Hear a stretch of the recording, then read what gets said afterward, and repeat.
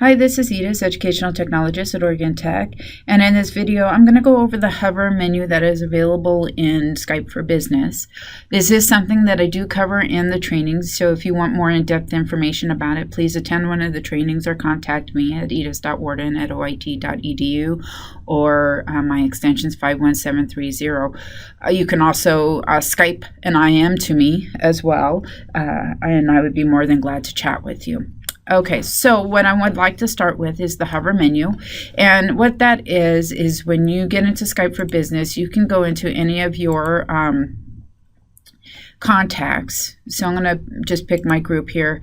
I can hover over any of these users here, and I actually get status updates and such. But if I go over their icon here, and let me make the screen just a little bit bigger so you can see a little bit better.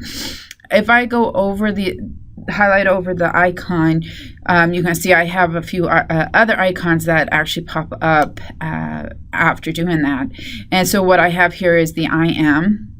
So that's just sending a chat message to somebody. So it's possible that they may not be in the office, but when they do sign in, they can actually pick up the I am that you sent them. It's a good way to chat, especially if you're on the phone, or you just want to get a quick answer without having to sit down on the telephone or do a meeting with somebody on Skype.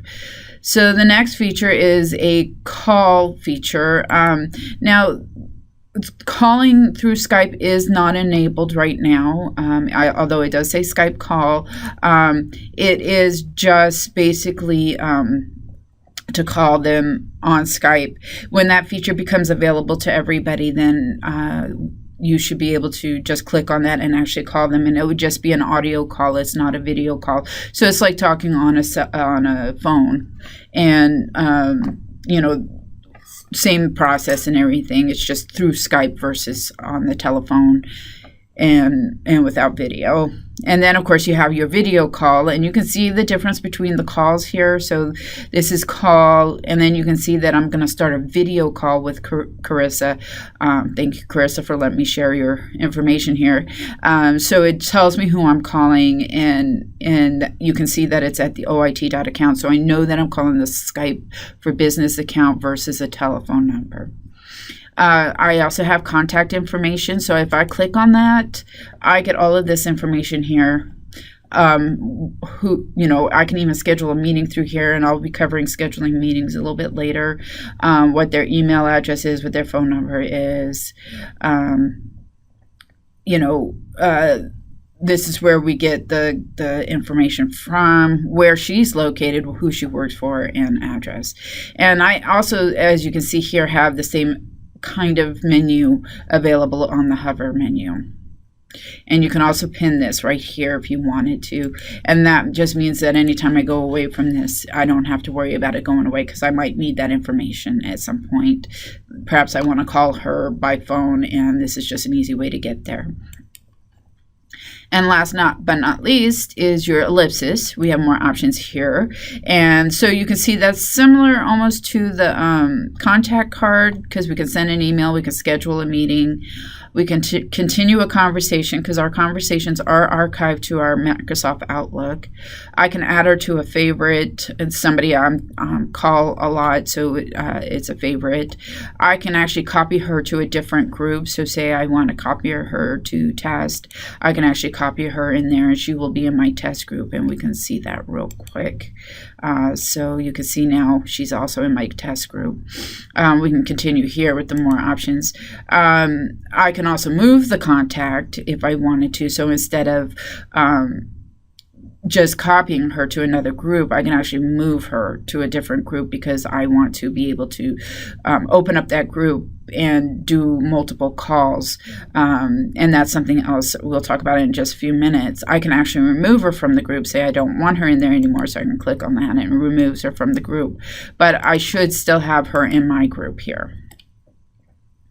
I should, and there she is. Okay, and then last but not least, I think we have a few more things, sorry, that we can go over on this.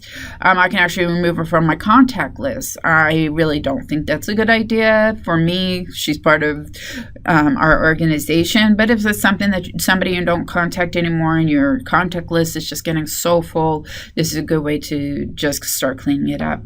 And I can also tag her for status change alerts. So what happens is, and I know in my other videos you might have seen this, where in the corner, the bottom corner of my screen, it keeps popping up, somebody's online, somebody's online. So I can actually tag that person, and I can either turn it on or turn it off.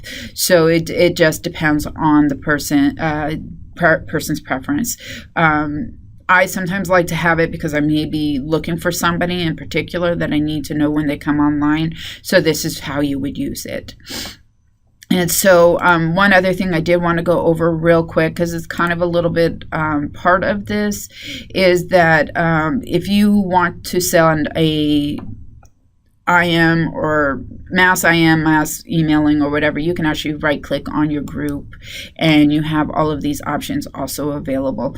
I know it's not a hover menu, and I probably will cover this in another video, but I do want to kind of bring it out for everybody to see that you can do something like that. So that will basically, if I hit send an email message, everybody in that contact group will actually be added into my message for the email. And same thing for IM and for, conference calls and video calls and all of that. Okay, so if you have any other questions, comments, suggestions, I would really appreciate hearing back from you. My extension's 51730. And my email is edith.warden@oit.edu. And you can find me on Skype. Thank you and have a great day.